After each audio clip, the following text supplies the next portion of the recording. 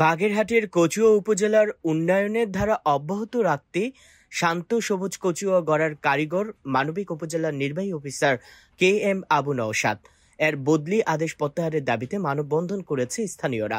বৃহস্পতিবার 10 জুলাই বিকাল 4 ঘটিকায় উপজেলা গেটের সামনে প্রধান সড়কে আয়োজিত মানববন্ধনে অংশ নেন সাধারণ মানুষ। মানববন্ধনে বক্তব্য রাখেন মোহাম্মদ শরীফুল ইসলাম, বাবুল শেখ, অনুফা হালদার, সাবিনা ইয়াসমিন, নাজমা আক্তার প্রমুখ।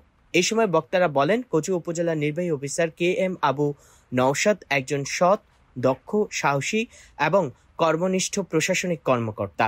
তার নেতৃত্বেই আমাদের উপজেলা উন্নয়নের এক নতুন দিগন্তে পৌঁছেছে।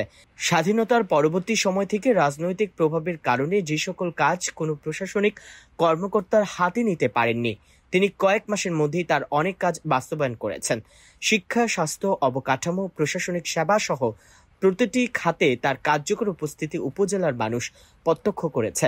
পরিবার পরিজনকে ফেলে গভীর রাতে সাইকেল চালিয়ে খোঁজ খবর নিয়েছেন অসহায় মানুষের, ফলে অল্প দিনেই তিনি হয়ে উঠেছেন মানবতার ফেরিওয়ালা। বক্তারা আরো বলেন, ইউএনও ছিলেন দুর্নীতির বিরুদ্ধে আপোষহীন, পাশাপাশি তিনি সরকারি সেবা জনগণের দোরগোড়ায় পৌঁছে দিয়েছেন। এমন একজন নিষ্ঠাবান কর্মকর্তা এই মুহূর্তে বদলি কোনোভাবেই যুক্তিযুক্ত নয়। এই বদলি আদেশ শুধু একটি দায়িত্ব পরিবর্তন নয়, বরং কচুয়া উপজেলা উন্নয়নের ধারাবাহিকতা ব্যাহত করার মাধ্যম। তারা আরো বলেন, আমরা চাই সরকারের সংশ্লিষ্ট কর্তৃপক্ষ এই আদেশ পুনর্বিবেচনা করে ইউএনও KM আবু নওশাদের বদলি আদেশ বাতিল করবেন। পাশাপাশি কচুয়া উপজেলার অসম্পূর্ণ কাজগুলো তার উপস্থিতিতে সম্পূর্ণ করার সুযোগ দেওয়ার আহ্বান জানান।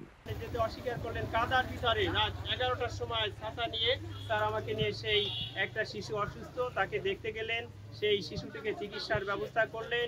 এরকমের একটা ঘটনা নয়, আমাদের কচুয়া উপজেলার সর্বস্তরের মানুষ বলতে পারবে যে এই ইউনো স্যার আসার কারণে কচুয়া উপজেলার যে মানবতার ফেরিওয়ালা নামে KM আবু নওশাদ স্যার যেদিনকে যোগ দিয়েছেন, তার পরের দিন থেকে আমাদের কচুয়ার উন্নয়নের ধারাবাহিকতা শুরু হয়েছে। আমি এলাকার সাধারণ একজন মানুষ হিসেবে স্যারের কাছে প্রথমে আমার কচুয়া সদর ইউনিয়নের কচুয়া উপজেলায় অনেক স্যার আসছে দেখেছি।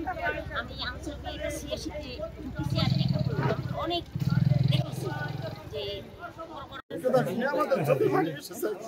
স্যারের বদলি তার জন্য আমরা সকলেই দাবি জানাচ্ছি, যাতে তার বদলি তার এত দরদি মানুষ যেন তার যতদিন পর্যন্ত রাখার চেষ্টা করবে সরকার, সেই পর্যন্ত রাখার চেষ্টা করে, আর তার বদলি তার করুন।